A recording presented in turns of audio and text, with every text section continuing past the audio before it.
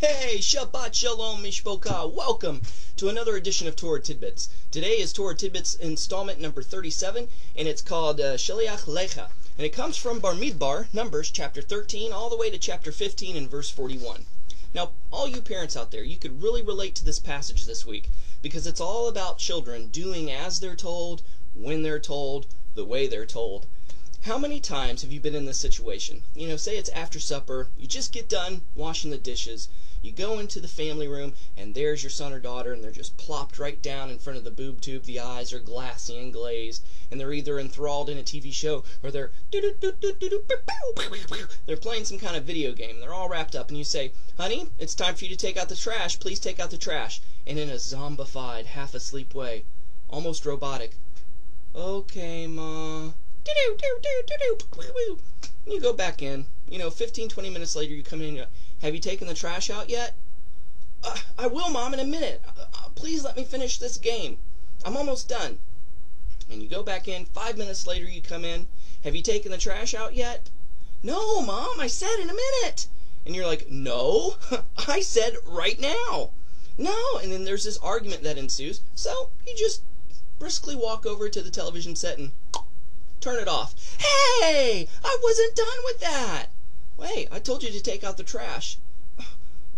So since you didn't take out the trash when you were told, as you were told, the way you were told, no TV, no video games for a week. And you either hear one of two things. You hear, or you hear, I'm sorry, I'll go do it now. Well, yeah, you'll do it now, but it's too late. You're grounded. You still no TV or no video games for a week. But that's not fair. Excuse me, the same thing happened with the children of Israel. God said, take the land. And the children of Israel said, no.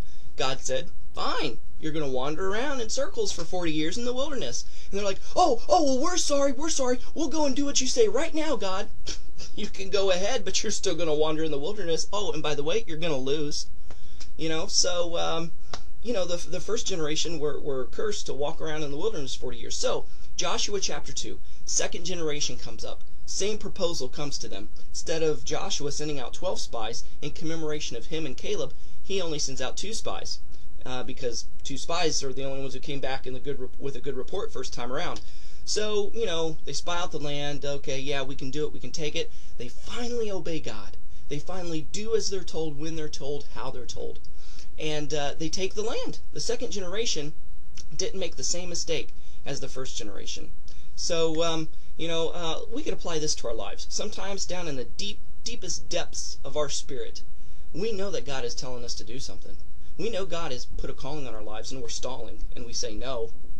How many curses have we put upon ourselves for saying no? How many times have we been held back because we said no to God?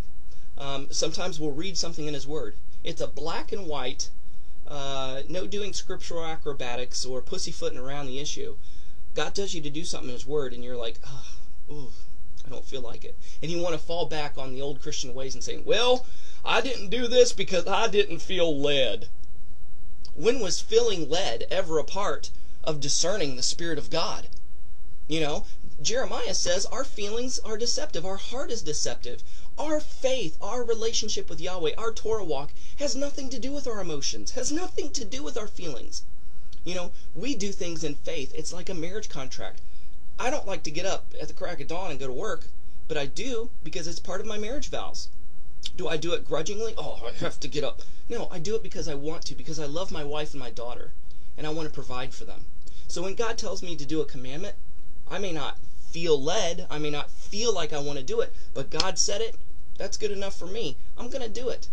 And I'm going to do it with the best motivation of my heart that I can possibly do. And that's what it's all about. Doing as you're told, when you're told, how you're told, because, hey, Father knows best. So, enjoy the Torah portion this week. Shabbat Shalom, Shavuot Tov Mishpoka. Love you all, praying for you all. Bye-bye.